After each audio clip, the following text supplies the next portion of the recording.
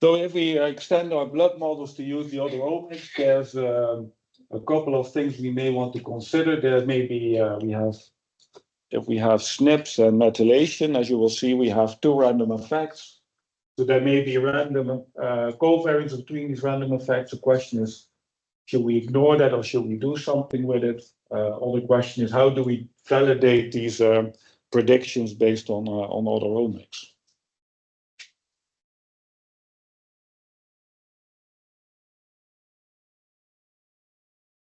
So let's first contrast our G-blood model that we've looked at before versus what I will term here M-blood, so methylation-assisted blood, right?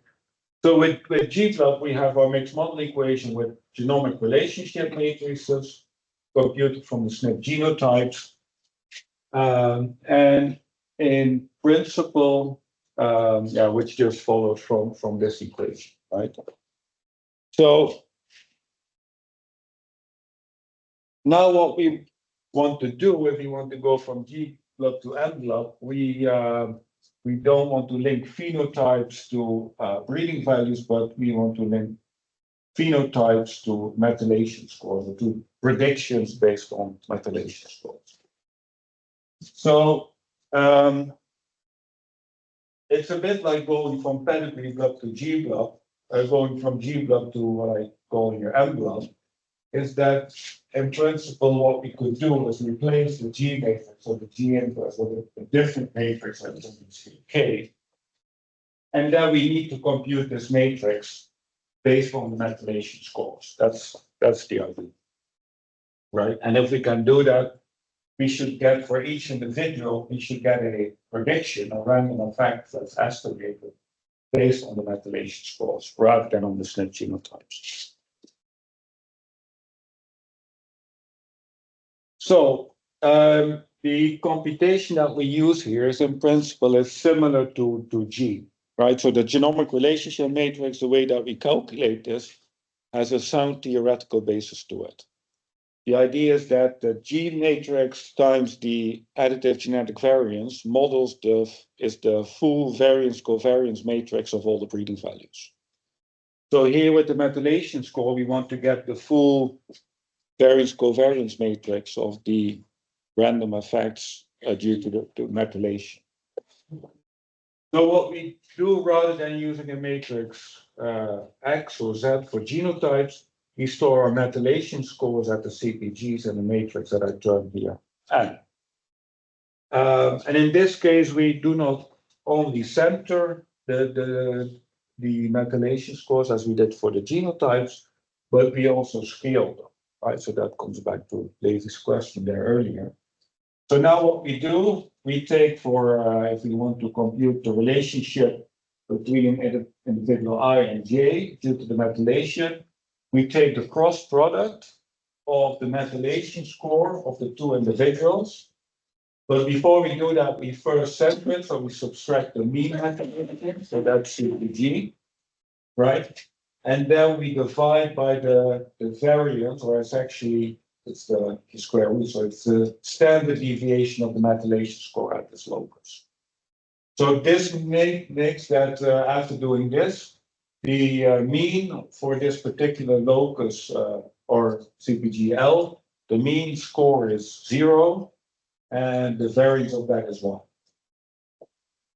And the reason that we do this here, not necessarily always for G-blood, is that here those variances can be quite different between the loci. So we just want to avoid any issues because of that. And in particular, the ones that have a lower variance, if you scale it, you actually give them more weight in the predictions. So, well, here we divide on both sides by the square root of the variance. So we can also just write this whole cross product of the set of CpGs and then divide that by the variance. Or at each locus, divide the cross product by the variance of that CpG. So if we do this, which value should we use for this constant here, where we have the sum of 2p1 minus p4 g block? What should the constant be here? I think we already discussed it. Just to check if you remember or not.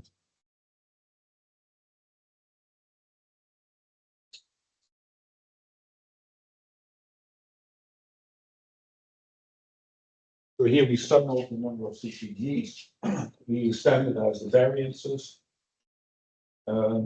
And in the end, what we want to have a matrix that has diagonal values that are on average 1 to make interpretation of the variances.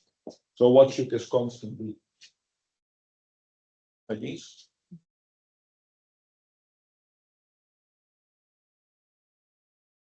No? Oh, you're making the sum in CPG times, right? Yes. Yeah, so we divide by the number of CPGs as its constant, right? So the variance of each of those will be 1. So if we sum all these things, right, as you can see here, the variable, this cross product is after scaling should be 1. We sum this across n CPG, so the total variance of this should be equal to the number of CPGs. So to standardize it back to 1, we divide by the number of CPGs.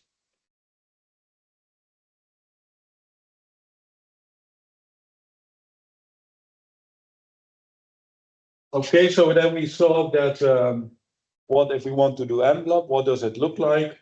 It's like G block, but we get this new matrix that we compute as on the previous slide and plug that in.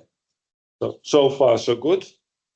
But then we do not want to only estimate the effects due to methylation, but the effect due to the genotypes and the methylation simultaneously. So then we need to extend our model and add back in the genomic component as well. So just for the model equation, so we add back in the breeding values and link the breeding values to the phenotype, in addition to linking the CPGs to the phenotypes as well. And then we just get another row and column in the coefficient matrix of our mixed models. And it's going to look like this, right? So now there's also cross products of the incidence matrices for CPGs and breeding.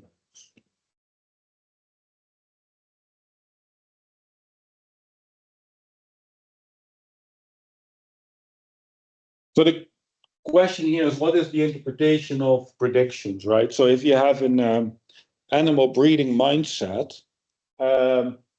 you're particularly interested in breeding values, because if you run a breeding program, you want to select the best animals based on their breeding values.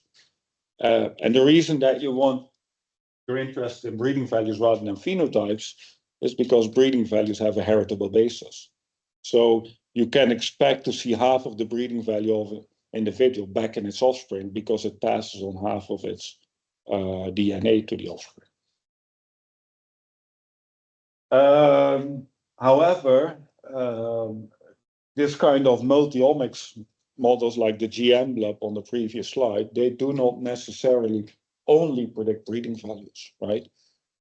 So the predictions are, let's say, probably a combination of breeding values plus non-heritable predictions due to the non-heritable part of the other omics. So, and this probably holds true for any predictions that don't satisfy that we predict or we get those predictions using a variance ratio which is proportional to the heritability of the genetic value. Right? And this would not be the case for the GM block, because this lambda is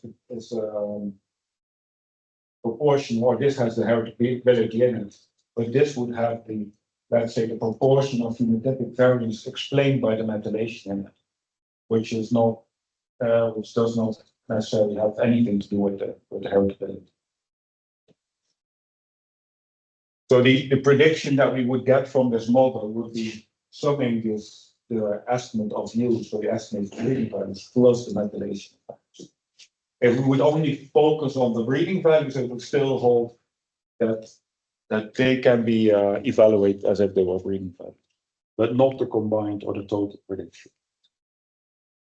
And yeah, this is something that we may see later, but if we compute the accuracy of the predictions, we typically take a correlation between something that was observed, an observed phenotype, and a prediction. And then if this is reflecting accuracy of breeding values, we divide this by the square root of the heritability, but in this case, that would not make much sense. So I think this interpretation of prediction has implication for other models as well. So these days, lots of people want to use machine learning models that take in genotypes to do genomic prediction. But those actually also predict phenotypes rather than breeding values. And that's simply because they are not parameterized or they're not necessarily tuned to predict breeding values. Which, well, still the predictions that come out of these models, you can use them as a predictor for breeding values. But they do not necessarily have a fully correct interpretation as breeding values in themselves.